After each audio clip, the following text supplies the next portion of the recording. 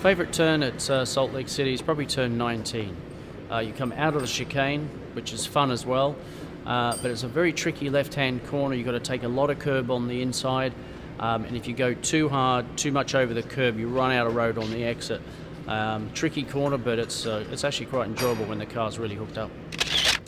The last corner is very intriguing. It's banked, and when you go into that corner, you think you should brake, and braking is not always the right thing to do there. So you can carry a lot of speed through that corner. Use different line depending on how your car is balanced. That makes you think a little bit in the car, and that's something I like.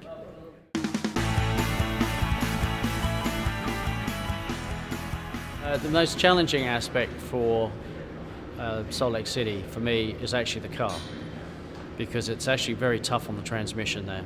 A couple of years ago when we first went there with the Acuras, we actually broke the transmission, and you get a lot of loading in the low speed corners because there's quite a lot of grip, and you get on the throttle very hard very early, and it puts a lot of stress. So certainly you've got to have a good strong gearbox and differential and drive shafts for that type of corner. It's very fast. Some corners are blinded. You need to be very focused on the way you turn and how much you're going to turn when you go into the corner at 150 miles an hour. It's a very challenging track and very interesting.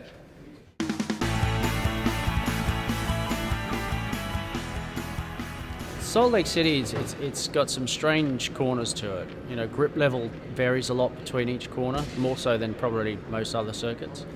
So, you go into turn 1, 2, 3, one lap. The next time you go there, it'll be completely different, and that's a lot to do with the sand that gets blown across the circuit as well. Not an easy track to learn because there's no reference points. I would say it's very similar as Laguna. You need to be very precise and brake.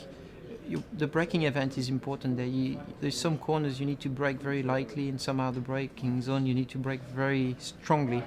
It is just important to adapt yourself to every corners there.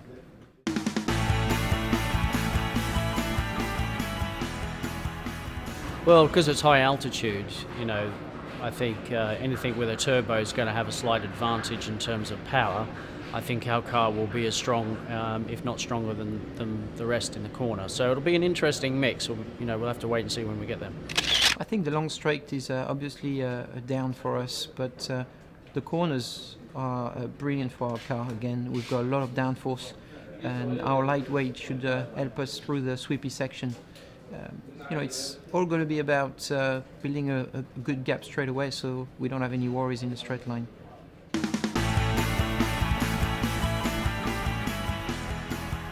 Put some trees around, make it a bit greener. I don't think it would change anything again. It's just the way it is good.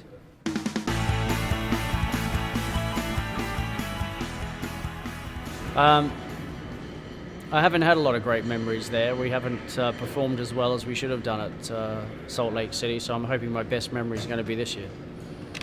I would say every year I had good memories there.